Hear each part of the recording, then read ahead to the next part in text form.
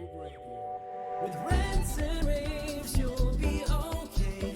And today is your lucky day. It is rants and raves with Gary K. Hey everyone, this is Gary K. And one of the reasons I got, thanks for joining me for my rants and raves today. One of the reasons I got into this industry was I fell in love with projectors in airplanes. I was obsessed with that entertainment value and how it changed the flying experience when I was a kid. And so we're going to talk all about projectors today. And I'm joined with Howard Rose, and Howard is the Senior Product Manager of Projectors at Panasonic Connect. First off, Howard, thanks for joining me. Thanks for having me. How are you, Gary? I'm doing well. You're product manager for my favorite products, projectors. And, awesome. Me too. It's funny because, 10 years ago, people started talking about projectors dying a rapid death, which is funny because what are you going to put in a classroom if you don't put a projector in the classroom? And how are you going to do image mapping on the side of a building and entertainment? How are you going to do these large concert venues and museum applications without projection? So I think it's funny that it's actually, it's not only more important than ever, but even people who are not into technology are noticing projectors now because they're experiencing them through all these experiential applications. Mm-hmm. It's definitely changing. There's more things that, as they get brighter and brighter, who thought, when we started that we can light up the sides of buildings the way we do. Exactly. It's crazy. It's crazy. Now, here's the thing. We've come a long way with projection too. I mean, I remember back in the days when we were EGA and CGA and then VGA and 640 by 480 and then 1080 with HD. Now we're at 4K. And a lot of people think, well, I don't need 4K because I don't have 4K sources. Maybe they're just presenting with PowerPoint. But with 4K, you can do multi-imaging stuff. And of course, you can do, you have a much higher density of pixels. But I know that Panasonic has has a line of 4K projectors, and you have a lot of different applications for these. I want you to talk a little bit about sort of why 4K is a smart investment and why that people should start looking at these higher resolution projection options now. Yeah. And you're right. It's not, some people say, I don't need it. You do need it. If you look at your entire system today, from your laptop all the way forward, everything is 4K. Up until the projector, until today. We've always been behind because the technology to get to that point hasn't been there yet. We actually started doing 4K 5-6 years ago already. It's not new to us. The challenge is how you do that 4K. And we'll get to that in a second. But while you need it, again, future-proofing, what don't you watch in 4K today? If you're sitting in your living room, you can't even buy a TV that's not 4K today. That's true. Yeah, your laptop, whether you know it or not, puts out 4K. PowerPoint, like you mentioned, actually puts out 4K. You just have to know where to flip the switch. Yeah. You got to be able to change. You can change the resolution. You can customize the resolution to be whatever you want it to be, actually, in PowerPoint. Correct. And the detail you get with the 4K, especially in a classroom where you're closer to the screen, we get, now you have what we call the screen door effect. And the closer you get the little dots everywhere. And with 4K, you lose that. So you get a much better experience. You get much more clarity depending on what you're doing. If you're doing high-end graphics, CAD, PowerPoint, video, that clarity is important. And it's something we're expecting. If you look at your phone today, you get that already, right? You don't look at your phone and get little dots. It's just not acceptable anymore. And moving into 4K is the way to solve that. Yeah. So what you're describing is what I've always called a higher density of pixels, which is interesting. There's an interesting sort of value that comes out of that a lot of people don't talk about.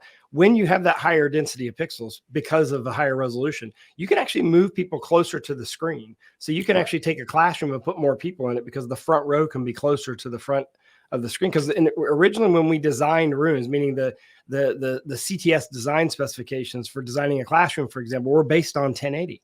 And so now you have 4 times the pixel density. You can move the front row closer because you're not, like you said, you don't see those little dots, those pixels individually.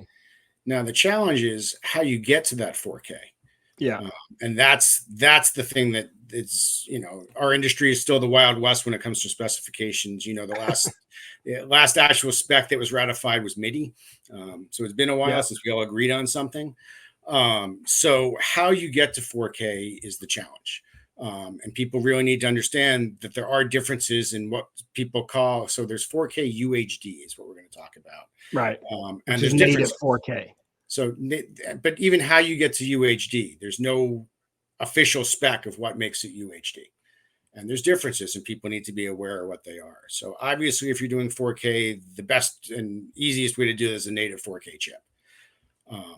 The challenge is with technology today, there is such thing as a 4K native chip, but when you need to get 8 million pixels on a chip, those chips become larger, substantially more expensive, and just harder to get. So they're not in abundance and they're not everywhere. If you're going to cinema or something like that, you usually see a native 4K chip.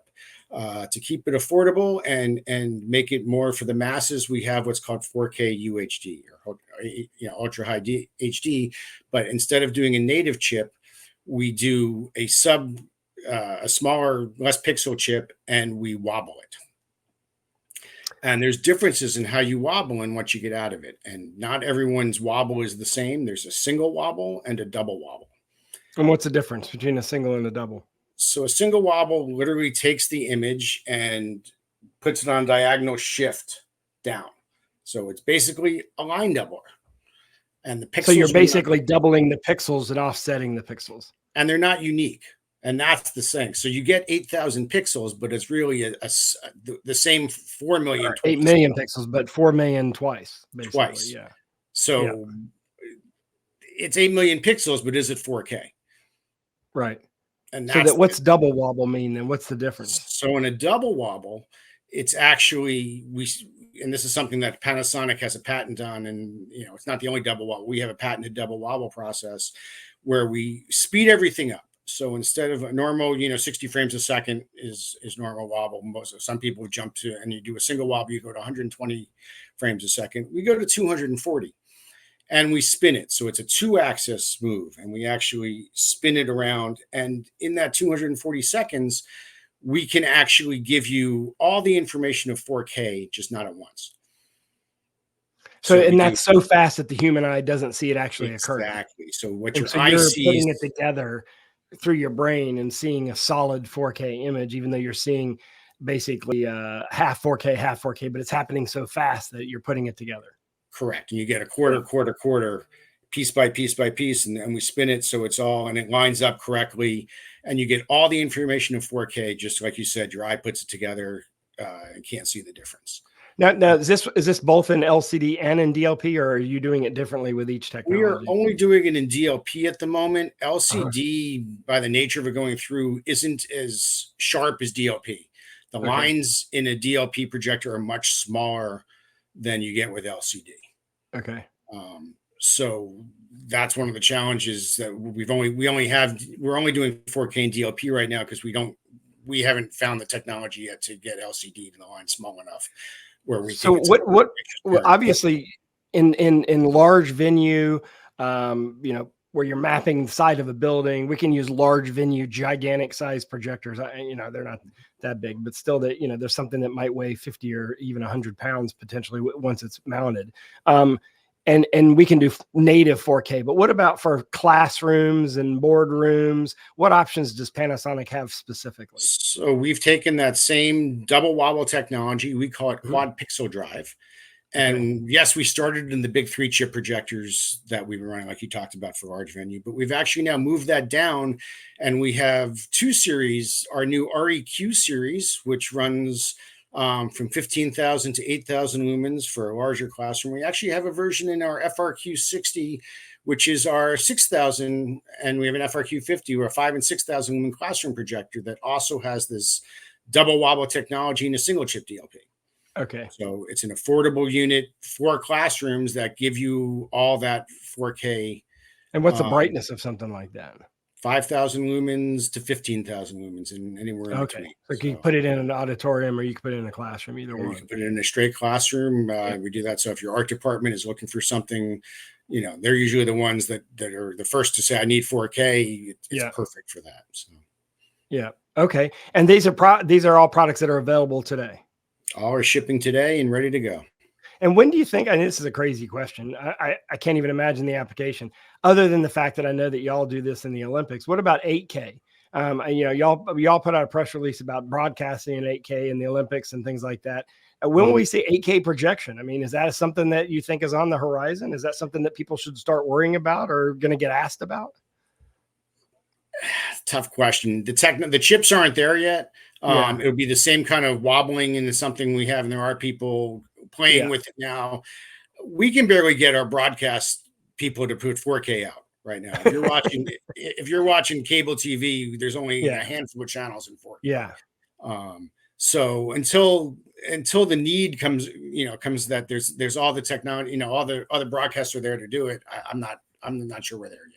Yeah, the only place I've seen it is actually y'all's broadcast of like Olympic stuff. When you show it at shows and stuff, it was mind-boggling. It looks just amazing, and obviously and honestly, what they're doing more with that is being able to break it up. Yeah, right? exactly. You can do multiple 4K streams. Is it possible? Do we have the sensors? Absolutely, and we're on the forefront of that.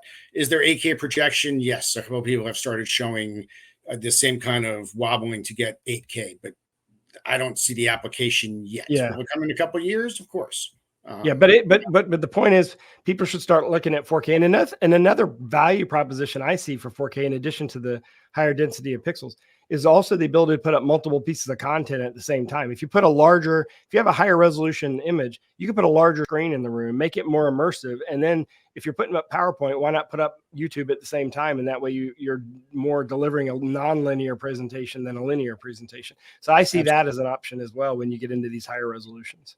And even if you're not ready for 4K today, you say none of our we're using all PowerPoints. They're all, just the future proofing. Yeah, exactly. Everything else is running 4K now, just to say, we've done that as well with our cameras, that you can flip a switch. All of our 4K projectors will upscale anything not 4K. So why wouldn't you put it in and get the better image and be ready for it when it comes next year? So now remember that Panasonic will actually be at the Exertis Almo E4 on September 16th in Chicago. And in addition to projection, obviously Panasonic has a big, long heritage in production. You have a great product called the Kairos, which I love. That is a production switch product, but also is used in esports. By the way, esports will be an Olympic sport in 2028. So you're going to hear a lot more about esports as we go forward. And that is a sport that uses a tremendous amount of technology. Howard, I really appreciate you coming on here and talking to me about this. And I think that this makes a big difference for people to really kind of understand where 4K is fitting into the ecosystem of systems. Hey, thank you for having me. Thanks. Yeah, thank you very much. And of course, you can always go to PanasonicConnect.com to learn more. Panasonic.com will take you there. I mean, there's lots of ways to get to Panasonic. Google it. But also the links that I have here in the description for this videocast goes directly to the products Howard talked about. Thanks a lot for joining me today, everyone. Have a great day, and I'll see you at the Exertis Almo E4 if you're in the Chicago area on the 16th at 9 a.m. Thanks, Gary. With